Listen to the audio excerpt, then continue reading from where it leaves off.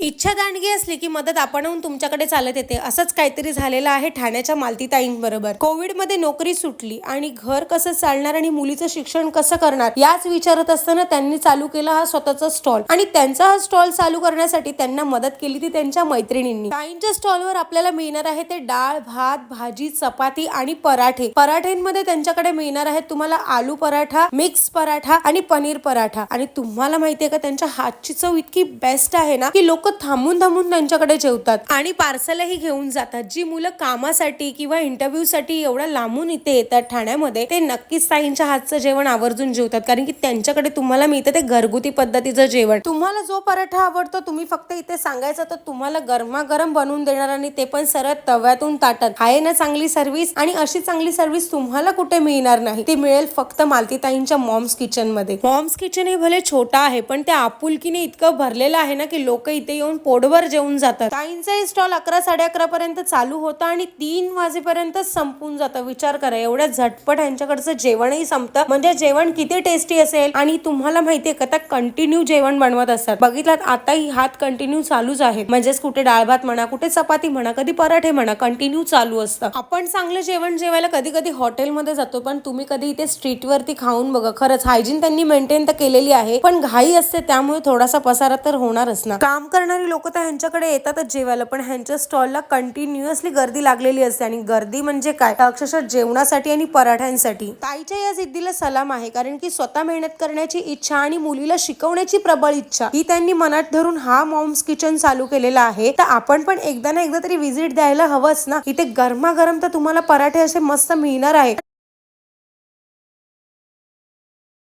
आता तुम्हाला पंजाबचे स्पेशल पराठे खायला लांब जायची गरज नाहीये. कारण की आपल्याला इथे मिळणार आहेत घरगुती पराठे, ते पण मालतीताईंच्या हातचे. आणि ते पण आपल्या ठाण्यामध्ये. एवढे जबरदस्त आणि सॉफ्ट पराठे बघून तर मला राहवलं नाही. आम्ही त्यांना सांगितलं आमच्यासाठी सुद्धा एक पराठा बनवायला. तर ताईंनी आमच्यासाठी आलू पराठा बनवलेला आहे जो स्पेशालिटी आहे ह्यांच्या स्टॉलची. आणि खरं सांगते इतका बेस्ट होता ना पराठा दिसायला की माझ्या तोंडाला तर पाणी सुटत होतं. मस्त असा सॉफ्ट आणि गरमागरम असा आलू पराठा इथे तयार झालेला आहे. आणि त्याबरोबर दिली जाते ती झणझणीत अशी हिरवी चटणी जी त्यांची स्पेशालिटी आहे. आणि त्याबरोबर दिला जातो तो हा टोमॅटो केचप. इथे माझी आतुरता संपलेली आहे आणि इथे तयार झालेला आहे आपला गरमागरम पराठा. आणि इथे मी तुटून पडणार आहे या पराठ्यावरती. चला तर टेस्ट करून बघूया की कसा झाला आपला पराठा. पराठ्याचा एक बाईट घेतलेला आहे मी आणि तो चटणी आणि सॉस मध्ये डीप केलाय. गरमागरम असा पराठा खाऊन ना अक्षरशः मी तर आज म्हणतात होते एवढा जबरदस्त होता पराठा. जगात भारी असा हा आलू पराठा आणि गरमागरम घरगुती जेवण जर तुम्हाला जेवायचं असेल तर नक्की ठाणे वेस्टला आशारायटी पार्क जवळ मालतीताईच्या मॉम्स किचनला व्हिजिट करा. मग वाट कसली बघताय, लवकरात लवकर